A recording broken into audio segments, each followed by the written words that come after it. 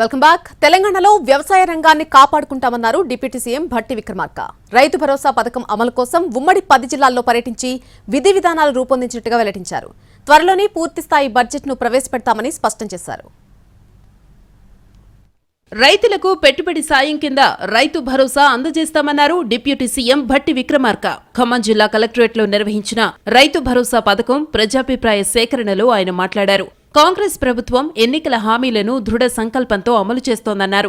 తెలంగాణలోని అన్ని ప్రాంతాల నుంచి అభిప్రాయాలు సేకరిస్తామని డిప్యూటీ సీఎం భట్టి చెప్పారు. రాష్ట్ర వనరులు, సంపద ప్రజలకే పంచుతామన్నారు. రైతు బంధు పేరుతో ఒకేసారి నిధులు విడుదల చేశామని గుర్తు చేశారు. త్వరలోనే తెలంగాణ బడ్జెట్ను ప్రవేశపెడతామన్నారు డిప్యూటీ సీఎం భట్టి. బడ్జెట్లో రైతు భరోసాకు నిధులు కేటాయిస్తామని తెలిపారు.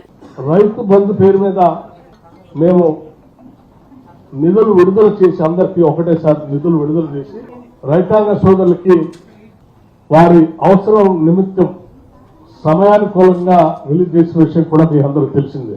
ఈ రాష్ట్ర ప్రభుత్వం ఏర్పడిన తర్వాత మొట్టమొదటిసారిగా రేపు అంటే ఈ నెలలోనే రాష్ట్ర ప్రభుత్వ బడ్జెట్ కూడా ప్రవేశపెడతా ఉన్నాం.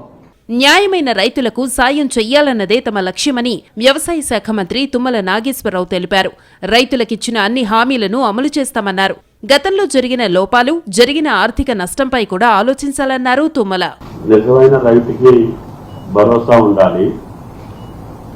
అటువంటి సూచనలు రైతు కానిటువంటి పెద్దల దగ్గర నుంచి కూడా రాష్ట్రంలో దీని మీద ఒక అభిప్రాయం సేకరించి చిన్న సన్నకారు రైతులకి చేయూతనిచ్చేటటువంటి భరోసా 10 జిల్లాల రైతుల యొక్క మనోభావాలు తెలుసుకున్న తర్వాతనే ప్రభుత్వం నిర్ణయం ఉంటుంది. రైతు భరోసా పథకం అమలు కోసం ఉమ్మడి 10 జిల్లాల్లో పర్యటించి ప్రజల నుంచి అభిప్రాయాలు సేకరిస్తామన్నారు మంత్రులు. ఆ తరువాతే విధి విధానాలు రూపొందిస్తామని వెల్లడించారు.